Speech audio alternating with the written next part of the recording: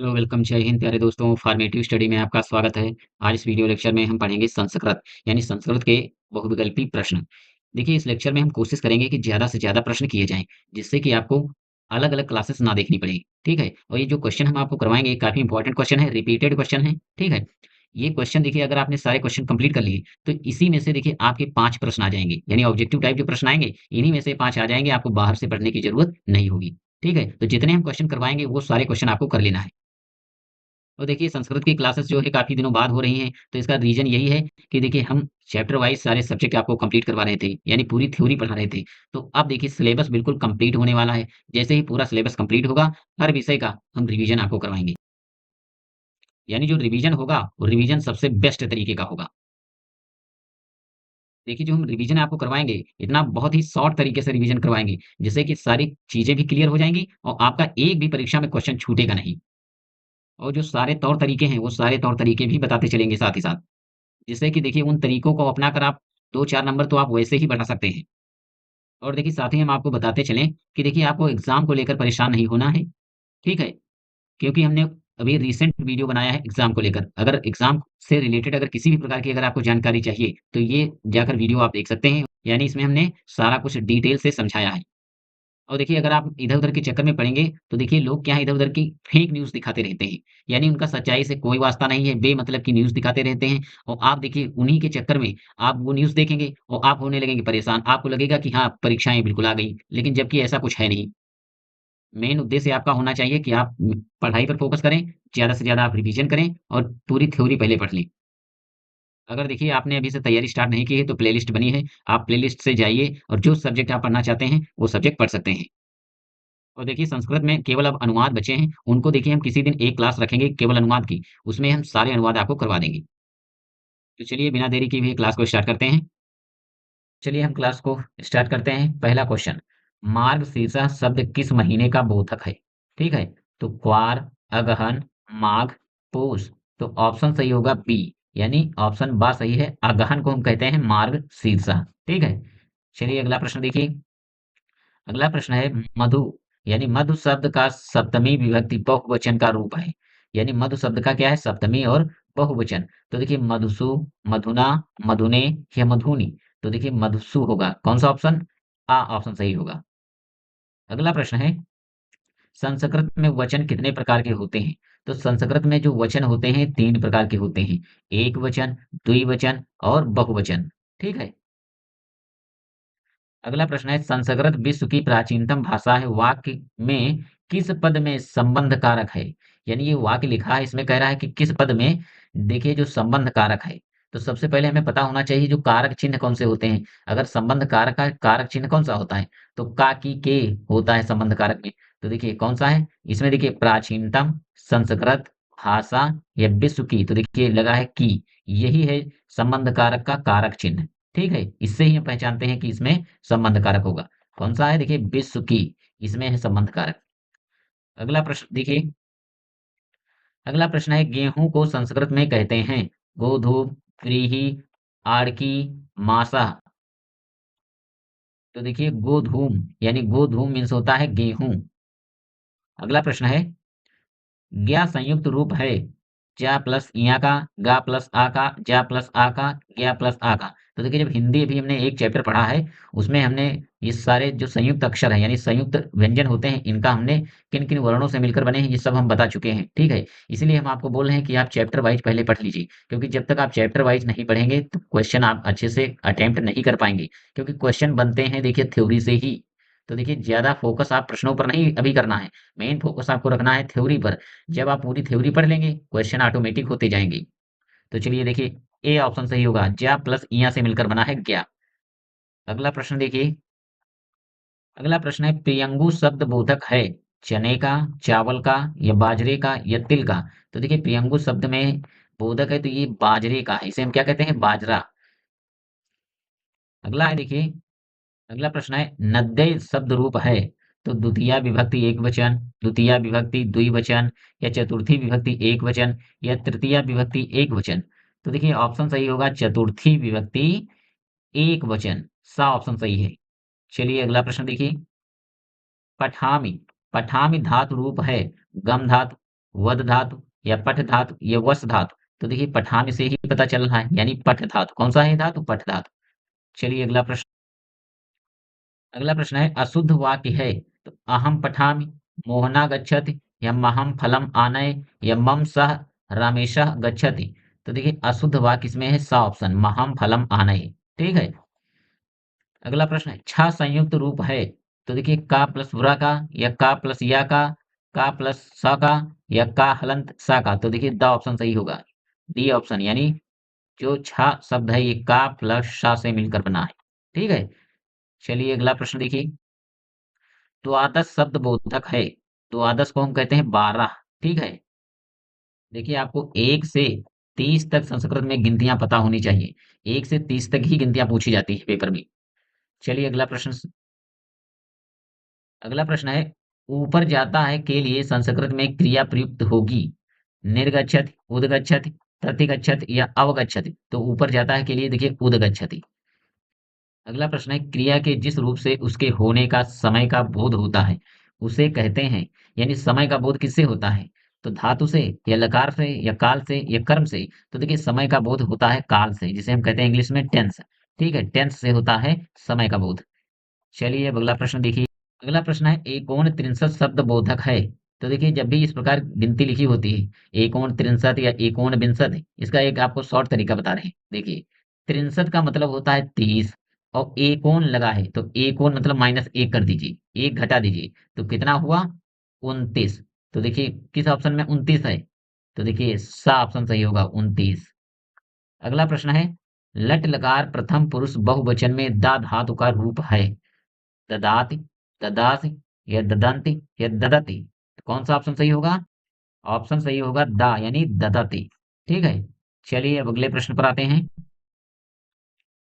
अगला प्रश्न है अधिकरण कारक का चिन्ह है। यानी जो कारक जब हमने पढ़ाए थे तो वहां हमने बताया था कि कारक के चिन्ह कौन से होते हैं, क्योंकि उन्हीं चिन्हों से हमें पता चलता है कि कौन सा कारक होगा। तो चलिए देखते हैं। तो देखिए कर्ता का देखिए चिन्ह कौन सा होता है? कर्ता ने कर्म को कर्ण से संप्रदान के लिए अपादान से अलग होना, और संबंध होता है का की के रा री रे, और अधिकरण में पर और पय, संबोधन हे अरे हो। ये बस आपको याद करना है। ठीक है, इसी से आप तुरंत कारक पहचान लेंगे। तो अब आते हैं प्रश्न पर। तो देखिए अधिकरण का कारक चिन्ह होता है में पर, यानी द ऑप्शन सही होगा। अगला प्रश्न है लिखस रूप है। तो देखिए लट लकार प्रथम पुरुष एक वचन, या ये थोड़ा गलती हो गई, यहाँ पर भी लट लकार होगा। ठीक है, और यहाँ पर भी लट लकार होगा। यहाँ पर लंग लकार होगा। ठीक है, यहाँ पर क्या होगा? लंग लकार। तो देखिए इसमें ऑप्शन सही होगा। देखिए लट लकार यहाँ हम लिखे दे रहे हैं, लट लकार मध्यम पुरुष, मध्यम पुरुष और एक वचन, एक वचन। ठीक है। चलिए अब अगला प्रश्न देखते हैं। अगला प्रश्न है लूता शब्द का अर्थ है चूहिया, मकड़ी, भौरा, हंस। तो लूता मीन्स होता है मकड़ी। ठीक है। अगला है देखिए पिपीलिका शब्द का अर्थ है तितली, चिड़िया, चींटी या कोयल। तो देखिए पिपीलिका मीन्स होता है चींटी। अगला प्रश्न है एकोन विंशति पद संख्या का बोध है, यानी कौन सी ये संख्या है? तो हमने अभी बताया था। देखिए लास्ट में क्या लगा है? विंशति। तो विंशति मतलब होता है 20। एकोन लगा है तो एक घटा दीजिए, तो कितना हो जाएगा? 19। तो देखिए कौन सा ऑप्शन है? 19। असमान शब्द में विभक्ति और वचन, द्वितीय विभक्ति एक वचन, तृतीय विभक्ति बहुवचन या चतुर्थी विभक्ति एक वचन या द्वितीय विभक्ति बहुवचन। कौन सा ऑप्शन सही होगा? तो देखिए ऑप्शन सही होगा द, द्वितीया विभक्ति बहुवचन। ठीक है, द्वितीया विभक्ति बहुवचन।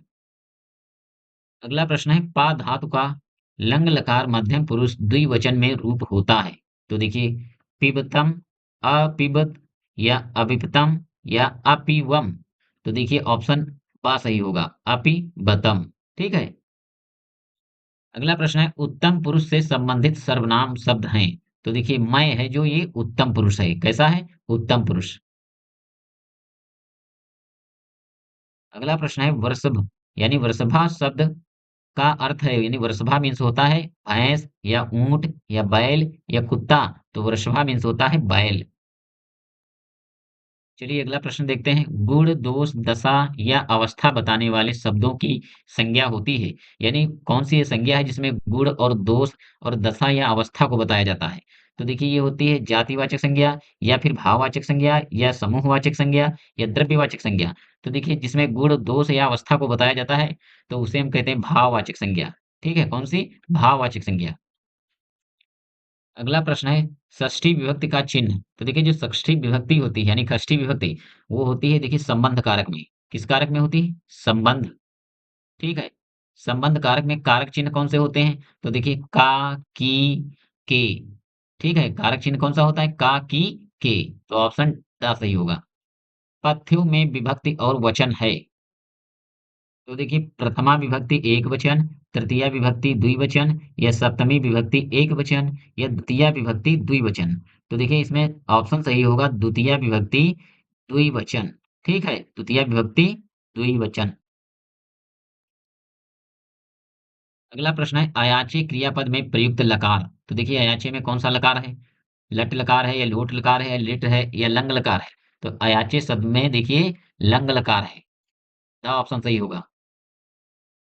अगला प्रश्न है घोटका शब्द का अर्थ है बिल्ली, गधा, घोड़ा या हाथी। तो घोटका मीन्स होता है घोड़ा और घोड़े का देखिए एक और संस्कृत में नाम है अश्वा यानी अश्वा मीन्स भी होता है घोड़ा। ठीक है? षोडश शब्द का अर्थ है तो देखिए षोडशा शब्द का अर्थ है 16। ठीक है? कौन सा? 16। अगला है देखिए तस्मिन शब्द में विभक्ति और वचन। तो देखिए षष्ठी विभक्ति एक वचन, सप्तमी विभक्ति एक वचन या पंचमी विभक्ति द्विवचन या षष्ठी विभक्ति बहुवचन। तो देखिए कौन सा ऑप्शन सही होगा? यानी सप्तमी विभक्ति एक वचन किसमें है देखिए सप्तमी विभक्ति एक वचन। चलिए अब अगला प्रश्न देखते हैं। चलिए अगला प्रश्न है भव शब्द रूप है। तो देखिए भू धातु, मध्यम पुरुष एक वचन या भू धातु उत्तम पुरुष एक वचन, भू धातु प्रथम पुरुष द्विवचन, भू धातु मध्यम पुरुष बहुवचन।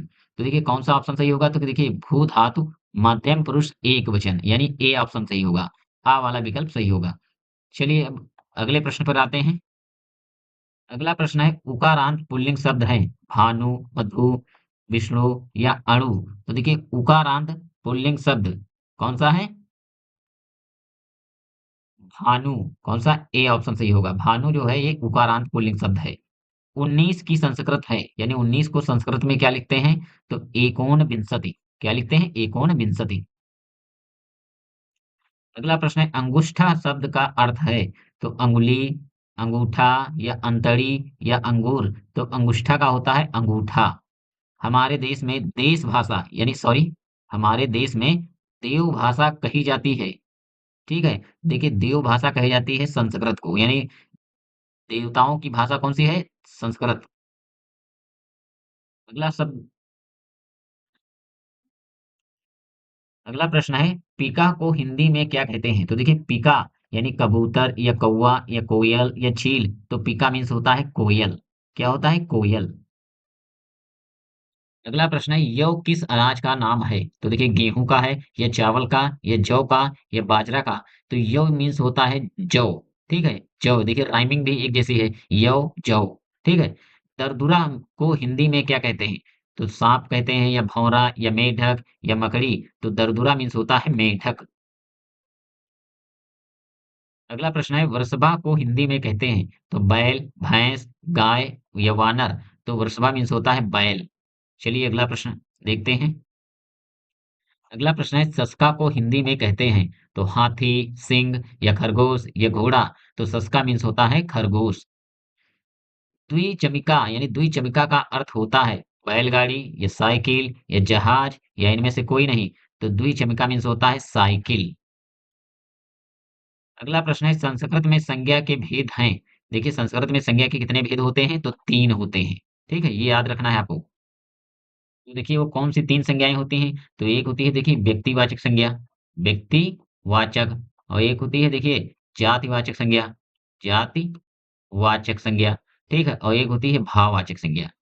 ठीक है? ये 3 संज्ञाएँ होती हैं संस्कृत में। ठीक है? लेकिन हिंदी और इंग्लिश में कितनी होती हैं? 5। इसमें द्रव्यवाचक संज्ञा, ठीक है? और एक जुड़ जाती है समूहवाचक संज्ञा। तो संस्कृत में कितनी संज्ञाएँ हैं? व्यक्तिवाचक संज्ञा, जातिवाचक संज्ञा और भाववाचक संज्ञा। चलिए अब अगले प्रश्न पर आते हैं। अगला प्रश्न है किसी वस्तु, प्राणी, व्यक्ति, स्थान या भाव आदि को कहते हैं। ठीक है, कारक कहते हैं या संज्ञा या विशेषण या सर्वनाम। तो देखिए किसी व्यक्ति, वस्तु, प्राणी या स्थान या भाव के नाम को हम कहते हैं संज्ञा। ठीक है। तुम, मैं तथा गाय में कौन-सा संज्ञा शब्द है? यानी मैं, तुम, गाय या इनमें से कोई नहीं, कौन-सा ऑप्शन होगा जो संज्ञा है? तो देखिए जो गाय है ये है संज्ञा, ठीक है? और मैं और तुम ये हैं सर्वनाम शब्द। ये कैसे हैं? ये सर्वनाम शब्द हैं। ये सब हम चैप्टर वाइज़ जब पढ़ रहे थे, ये सारा कुछ हम पढ़ चुके हैं। अगला प्रश्न है संस्कृत में लिंग के प्रकार 2, 3, 4 या 5। तो संस्कृत में लिंग होते हैं 3। ठीक है? स्त्रीलिंग, पुल्लिंग और नपुंसकलिंग। एका शब्द है पुल्लिंग, स्त्रीलिंग या नपुंसकलिंग या कोई नहीं, तो एका शब्द है पुल्लिंग शब्द। कैसा है? पुल्लिंग। अगला प्रश्न है छाता, दूध, लड़का, पानी, ठीक है? इन शब्दों में कौन सा लिंग है? तो देखिए पुल्लिंग है या स्त्रीलिंग या नपुंसकलिंग या कोई नहीं। तो देखिए इनमें है पुल्लिंग, ठीक है? बकरी तथा लड़की में कौन सा लिंग है? यानी बकरी और लड़की में कौन सा लिंग है? तो पुल्लिंग है या स्त्रीलिंग या नपुंसकलिंग या कोई नहीं। तो देखिए स्त्रीलिंग है। ठीक है? कौन सा लिंग है? स्त्रीलिंग। अगला प्रश्न है आम्र तथा पुष्प किस लिंग के हैं? तो देखिए पुल्लिंग या स्त्रीलिंग, ठीक है? या नपुंसकलिंग या इनमें से कोई नहीं। तो देखिए आम्र और पुष्प जो हैं नपुंसक लिंग हैं। कैसे हैं? नपुंसक लिंग। हत्या, शैया एवं विद्या शब्द उदाहरण हैं पुल्लिंग के या स्त्रीलिंग के या नपुंसक लिंग के। देखिए हत्या, शैया और विद्या ये 2 स्त्रीलिंग के शब्द हैं। कैसे शब्द हैं? स्त्रीलिंग के। तो चलिए आज की क्लास को हम यहीं पर विराम देते हैं, ठीक है? लगभग देखिए हमने 53 क्वेश्चन किए हैं। अब इसके बाद देखिए हम कुछ क्वेश्चन और कर लेंगे। बस इसके बाद देखिए आपको बाहर इससे पढ़ने की ज़रूरत नहीं पड़ेगी। और इसी जो जितने हम क्वेश्चन बताएँगे इन्हीं में से देखिए आपके 5 प्रश्न आ जाएँगे। और देखिए अगर आपने वीडियो को लाइक नहीं किया है तो लाइक कर दीजिए, अगर सब्सक्राइब नहीं किया है तो सब्सक्राइब कर दीजिए। क्योंकि हम आपको देते हैं डीएलएड से रिलेटेड हर जानकारी, हर अपडेट और पूरा सिलेबस चैप्टर वाइज़, जिससे कि आपकी तैयारी को और बेहतर बनाया जा सके। तो चलिए मिलते हैं नेक्स्ट क्लास में नेक्स्ट टॉपिक के साथ, तब तक के लिए जय हिंद।